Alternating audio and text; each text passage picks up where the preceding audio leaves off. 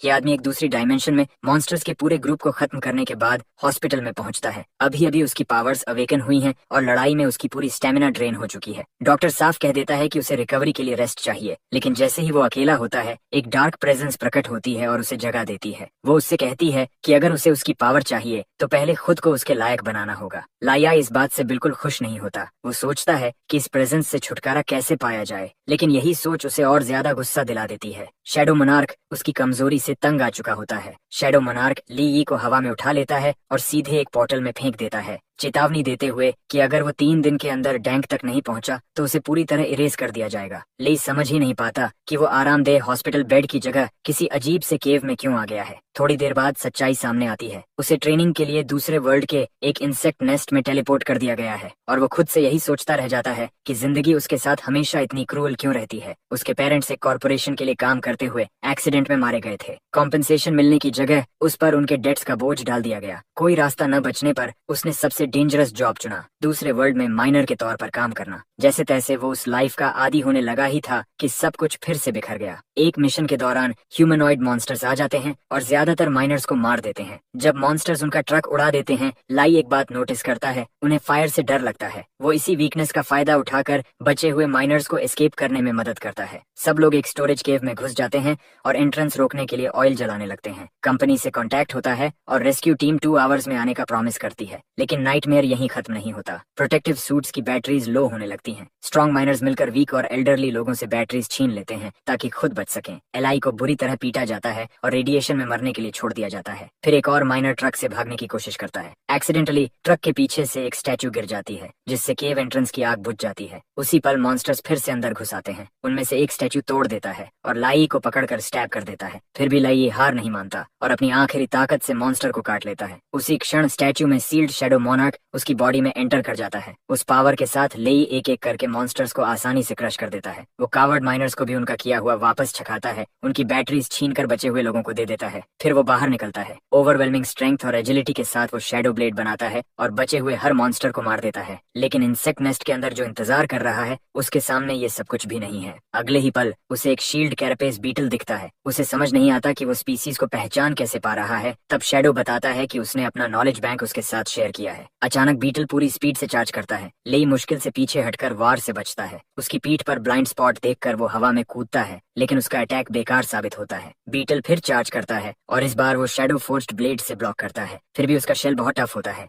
Shadow उसका मजाक उड़ाता है, कहता है कि उसकी अटैक्स सिर्फ ब्रूट फोर्स तक सीमित हैं। गुस्से में लेई कहता है कि वो अपने तरीके से लड़ेगा। शैडो उसे वार्न करता है कि अगर हालात बिगड़े तो मदद मांगना पड़ेगा। लंबी क्लैश के बाद भी लाई को कोई वीक स्पॉट नहीं मिलता। बीटल का अगला हमला उसे दूर फेंक देता है। तभी वो अपने शोल्डर पर हरा सा कुछ देखता है। बीटल की तरफ देखकर उसे समझ आता है ये उसका ब्लड है। वो स्मग करता है और शैडो आई अवेकन करता है। अगले ही पल वो बीटल की टांग तोड़ देता है। शैडो फिर से ताना मारता है, लेकिन लेई जानता है कि ओपनिंग मिल चुकी है। वो अपनी शैडो को स्पीयर का शेप देता है और बीटल के एब्डोमेन में घोंप देता है। जीत तो मिलती है, पर शैडो बताता है कि सिर्फ एक आर्मर गार्डियन मारकर ही वो थक गया है। तभी उसके हाथ में एक ज्यूअल आता है। शैडो बताता है कि ये एनर्जी स्टोन है जो एबिलिटी लेवल बढ़ा सकता है। उसे कुछ महसूस होता है, लेकिन दिखता कुछ नहीं। शैडो उसे शैडो आई यूज करने को कहता है। वो समझाता है कि आईज में शैडो एनर्जी गैदर करनी होगी। लेवल 1 पर वो एक एनिमी देखता है जो नीडल लाइक वेपन्स फेंकता है। अटैक्स इतनी तेज होती हैं कि वो ट्रैक नहीं कर पाता। शैडो ठंडे स्वर में कहता है कि वो अभी भी कमजोर है। डिटर्मिन्ड होकर वो और एनर्जी गैदर करता है। शैडो हैरान होता है कि वो इतनी एफिशिएंसी से चैनल कर रहा है। अब उसे साफ दिखता है ब्लिंक सोर्ड बग, जिसे हेड हार्वेस्टर भी कहते हैं, और उसके साथ एक स्टिंगर शूटर। लेकिन असली प्रॉब्लम ये है कि इंसेक्ट्स कभी अकेले नहीं होते। डार्कनेस गाढ़ी हो जाती है और चारों तरफ शेप्स हिलने लगते हैं। लाई सही पोजीशन लेकर अटैक्स अवॉइड करता है। फिर वो शैडो एनर्जी बर्स्ट करता है। ये शैडो पावर का सेकंड फेज है। नोटिफिकेशन आता है कि शैडो आई लेवल 2 हो गई है। मूवमेंट्स उसे स्लो लगने लगते हैं और वो पर्पल वीक पॉइंट्स देख पाता है। गर्जना के साथ वो shadow thorn grand bursting activate करता है। जमीन से काउंटलेस शैडो थॉर्न्स निकलकर इंसेक्ट्स को भेद देते हैं। मल्टीपल जेम्स मिलते हैं और डैंक की प्रोग्रेस शुरू होती है। हर कोर सिर्फ 0.7% देता है। फिर भी वो सबको खत्म करने का फैसला करता है। पावर में आए बदलाव से वो खुद हैरान होता है। वार्प सेबर वर्म पर वो शैडो विप बनाकर हमला करता है। फिर पूरा स्वार्म आता है और वो मल्टीपल विप्स से सबको चीर देता है। शैडो मान लेता है कि ली यी अब उसकी पावर के काबिल बन रहा है। शैडो आई रिएक्शन, स्ट्रेंथ और कंट्रोल बढ़ाती है, लेकिन मेंटल एनर्जी भारी मात्रा में कंज्यूम करती है। एलआईके की विजन ब्लर होने लगती है, फिर भी वो रुकता नहीं। रिवेंज की आग में वो लगातार मारता रहता है। टाइम घटता जाता है, प्रोग्रेस बढ़ती जाती है। इंसेक्ट कॉर्प्सेस के ढेर के बीच खड़ा होकर वो कसम खाता है कि अपने पेरेंट्स के सम्मान के लिए हर उस इंसान को घुटनों पर लाएगा जिसने उसे तोड़ा। उसकी डी रैंक एडवांसमेंट प्रोग्रेस अब 93% तक पहुंच चुकी है, लेकिन अब सिर्फ 2 मिनट्स बाकी थे। इसी दौरान शैडो नोटिस करता है कि इंसानों के प्रति लियाई की हेट्रेड असल में उसके ही फायदे में काम कर रही है, क्योंकि वही उसकी शैडो एनर्जी को नरिश कर रही है। शैडो उसे जल्दी करने को कहता है, याद दिलाते हुए कि टाइम तेजी से खत्म हो रहा है। जब सिर्फ 7 सेकंड्स बचे होते हैं, ली यी आखिरकार अपनी ब्रेक थ्रू प्रोग्रेस को 97% तक पहुंचा देता है। शैडो समझ जाता है कि वो क्या करने वाला है, अपनी बची हुई सारी शैडो एनर्जी को एक आखिरी डेस्परेट गैम्बल में बर्स्ट करना, ताकि एडवांसमेंट पूरी हो सके। पहले से कहीं ज्यादा साहसी होकर ली अपनी हर चीज दांव पर लगा देता है। वो वायलेंट सर्ज के साथ शैडो एनर्जी रिलीज करता है, जो चारों तरफ फैलती हुई आसपास के इंसेक्ट्स की ओर एक्सप्लोड करती है। ठीक उसी पल जब टाइमर खत्म होता है, डेवास्टेटिंग शैडो बर्स्ट हर इंसेक्ट को कुचल देता है और आखिरकार ली अपना ब्रेक थ्रू हासिल कर लेता है। उसकी प्रोग्रेस पूरे 100% पर पहुंच जाती है और वो अंततः डी रैंक पर पहुंच जाता है। शैडो अम्यूज्ड और प्राउड दोनों होते हुए उसे मॉकिंग टाइटल देता है, लिटिल डी। थकान से चूर लियाई को थोड़ी दूरी पर एक वेपन पड़ा हुआ दिखता है। शैडो समझाता है कि ये नेस्ट उसके लोगों द्वारा बिगिनर ट्रेनिंग ग्राउंड के रूप में इस्तेमाल किया जाता था, इसलिए ये वेपन ह्यूमन रैंकिंग सिस्टम के हिसाब से एक डी रैंक डैगर होना चाहिए। लेकिन ब्लेड का साइज देखकर ले हंस पड़ता है। ये किसी भी एंगल से डैगर नहीं लगता, बल्कि एक मैसिव ग्रेट सॉर्ड है। वो कहता है कि शैडो पीपल जरूर जायंट्स रहे होंगे जो इतनी बड़ी चीज को डैगर कहते हैं। शैडो याद दिलाता है कि उसकी शैडो पावर्स को किसी वेपन की जरूरत नहीं, लेकिन हमेशा की तरह जिद्दी ली यी मानने से इनकार कर देता है। स्मर्क के साथ वो शैडो से कई डैगर्स निकालता है, साफ दिखाता है कि वो स्किल्स और वेपन्स दोनों पर निर्भर रहेगा। शैडो क्यूरियस हो जाता है कि क्या ली यी इस वेपन को सही से यूज भी कर पाएगा। एलाई बताता है कि वो इसे यूज करने वाला नहीं है, बल्कि बेचने वाला है। इसी मकसद से दोनों रजिस्ट्रेशन हॉल की ओर जाते हैं। इवैल्यूएशन के दौरान ले चौंक जाता है जब उसे बताया जाता है कि वो अब भी ई रैंक माना जाता है। रिसेप्शनिस्ट बताती है कि उसमें कोई एनर्जी फ्लक्चुएशन डिटेक्ट नहीं हुआ, भले ही उसकी फिजिकल स्टैट्स इंप्रेसिव हों। वो लगभग मजाक उड़ाते हुए जोड़ती है कि माइनर प्रोफेशन होने की वजह से ई रैंक पर उसे सिर्फ 15% पे रेज मिलेगा। बाहर निकलते वक्त शैडो समझाता है कि ऐसा इसलिए है क्योंकि शैडो एनर्जी को ह्यूमन मेथड्स डिटेक्ट नहीं कर पाते। ली सोच में पड़ जाता है। ये उसे एडवांटेज देता है, लेकिन इक्विपमेंट को लीगली बेचना मुश्किल भी बना देता है। आखिरकार वो ब्लैक मार्केट जाने का फैसला करता है। शैडो खास तौर पर ब्लैक शब्द को पसंद करता है, कहता है कि ये उस पर परफेक्टली सूट करता है। माइनिंग की वजह से लियाई की स्मेल इतनी स्ट्रांग होती है कि लोग तुरंत पहचान लेते हैं कि वो माइनर है। वेपन को देखकर शैडो इंसानों की स्टूपिडिटी का मजाक उड़ाता है, कहता है कि जेम्स लगे होने की वजह से ही वो किसी चीज को डिवाइन मान लेते हैं। तभी एक एरोगेंट शॉपकीपर ली पर हंसता है और कहता है कि माइनर को उनकी वेपन्स को गंदा करने का कोई हक नहीं। ली शांत रहते हुए कहता है कि कस्टमर के साथ ऐसा बर्ताव ठीक नहीं, लेकिन वो आदमी और ज्यादा घमंड से हंसता है। उसे यकीन होता है कि ली यी जैसा इंसान उसकी दुकान से कुछ भी अफोर्ड नहीं कर सकता। फ्लैशी अंदाज में वो अपना वेपन दिखाता है और अप्रेजर बुलाने की मांग करता है। तभी वो ड्यूओ, जो एडवांस्ड डी रैंक है, की ओर मुड़ता है, जबकि उसकी गर्लफ्रेंड शिकायत कर रही होती है कि वो उसे इतनी शेडी जगह क्यों लाया। शॉपकीपर खुश हो जाता है, उम्मीद करता है कि कुछ अच्छा हाथ लगेगा। जो अपनी स्वॉर्ड दिखाता है, जिसे वो गर्लफ्रेंड के लिए कार खरीदने के लिए बेचने वाला है। शॉपकीपर चेक करके बताता है कि ये विंड हाउल स्वॉर्ड है, जो यूजर की अटैक पावर बढ़ाती है और डी रैंक के लिए भी हाई एंड है। इसी दौरान ले की नजर सू विंग पर पड़ती है, उसकी एक्स, जिसने उसे पैसों की कमी और लाखों के डेट की वजह से छोड़ दिया था। जो पूछता है क्या वो उसे जानती है। वो बहाना बना देती है कि वो उसका फैन होगा। जो को पसंद नहीं आता कि कोई उसकी गर्लफ्रेंड से इतने कैजुअली बात करे। वो जगह को लो क्लास बताते हुए विंड हाउल स्वॉर्ड एक्टिवेट करता है और ली पर रश करता है। स्लैश फेंका जाता है, लेकिन ले की ग्रेट स्वॉर्ड उसे चकनाचूर कर देती है। ले ताना मारता है कि वो बस कचरा संभाल रहा था। उसकी गर्लफ्रेंड शिकायत करती है कि जो ने कहा था ये स्वॉर्ड आयरन तक काट सकती है। गुस्से में जो पंच मारने दौड़ता है, लेकिन ले आसानी से डॉज कर लेता है। जो लगातार पंचेस और किक्स करता है, मगर ली के लिए ये इंसेक्ट नेस्ट के मॉन्स्टर्स से भी स्लो होते हैं। जो घबरा जाता है कि वो एक माइनर पर भी हिट नहीं कर पा रहा। लाई शैडो वेब बनाकर उसकी आर्म्स पकड़ लेता है, जबकि ड्यूओ धमकी देता है कि उसे वापस माइंस भेज देगा। ग्लोइंग आईज के साथ ताना मारता है कि अच्छे कुत्ते की तरह सरफेस पर लौट जा। वो ड्यूओ को जमीन पर फेंक देता है। तभी शॉप में एक बल्कि आदमी एंटर करता है, वोंग, असली ओनर। वो जो को रेगुलर कस्टमर होने के नाते रिस्पेक्ट देता है, लेकिन शॉप में लड़ाई मना करता है। गर्लफ्रेंड जो की सोड टूटने का दोष लाई पर डालती है। वोंग का ध्यान सोड पर जाता है और वो समझ जाता है कि वो शीर फोर्स से टूटी है। वोंग मीडिएटर बनने का नाटक करता है और सोड इंस्पेक्ट करने को कहता है। जैसे ही वो उसे पकड़ता है, शॉक हो जाता है। सोड 100 पाउंड से भी भारी है, फिर भी ली उसे आसानी से संभाल रहा था। वोंग पूछता है कि एक माइनर के पास ऐसा वेपन कैसे आया। ली कामली याद दिलाता है कि ब्लैक मार्केट में ओरिजिन नहीं पूछा जाता। वोंग सोड की वैल्यू कम बताता करता है और कहता है कि इसमें एट्रीब्यूट्स नहीं है, इसलिए ये बस कुछ 100 की है। वो जो की सोड की कीमत 2 मिलियन बताता है और दावा करता है कि लेई को वो अमाउंट चुकानी होगी। जो खुशी से अग्री करता है। उसकी गर्लफ्रेंड कहती है कि लेई कभी इतना पैसा नहीं दे पाएगा। जो हंसते हुए कहता है कि उसके ऑर्गन्स बेचकर भी डेट पूरा हो जाएगा। लेई उनकी चाल समझ जाता है। गून लोग उस पर टूट पड़ते हैं। वोंग दुओ को बाहर भेज देता है, लेकिन अगले ही पल एक गून दीवार से जा टकराता है। वोंग अपने आदमियों को वार्निंग देता है कि मर्चेंडाइज डैमेज न करें। सब शॉक हो जाते हैं जब लेई एफर्टलेसली हर गून को गिरा देता है। जो सोचता है कि माइंस में काम करके लेई स्ट्रांग हो गया है। लेई उसे चैलेंज करता है। जो दावा करता है कि वो डी रैंक है और लेई का कोई चांस नहीं। वो रश करता है, लेकिन लेई की एक स्लैब से उड़ जाता है। फ्यूरियस होकर जो रेड सर्ज अटैक करता है, जिसे लेई शैडो से ब्लॉक कर देता है। जो डरने लगता है। लेई शैडो मॉर्फ स्पाइडर वेब बना देता है। दुओ कांपते हुए समझ जाता है कि लेई कम से कम सी या बी रैंक होगा, लेकिन लेई कैजुअली कहता है कि वो बस एक ई रैंक माइनर है, जिस पर यह स्कम भरोसा ही नहीं कर पाता। जब लेई उसे मारने ही वाला होता है, जो घबराकर जल्दी से बोल पड़ता है कि वो ब्लैक पैंथर गैंग का मेंबर है और उसे नुकसान पहुंचाने पर ब्रदर पैंथर खुद उसके पीछे पड़ेगा। हमारा लड़का थोड़ी देर सोचता है और पूछता है कि क्या ये गैंग लोन शार्किंग में भी शामिल है। जो मजबूरी में सच मान लेता है। जवाब में ली उसे जोरदार पंच मारता है, जिससे वो उड़ते हुए दूर गिरता है और खून की खांसी खांसता है। लेई ऐलान करता है कि उसे हर लोन शार्क से नफरत है। उसी पल वोंग पीछे से सोर्ड से उस पर हमला करता है, लेकिन लेई सिर्फ अपनी शीर फोर्स से उसे पीछे धकेल देता है। जो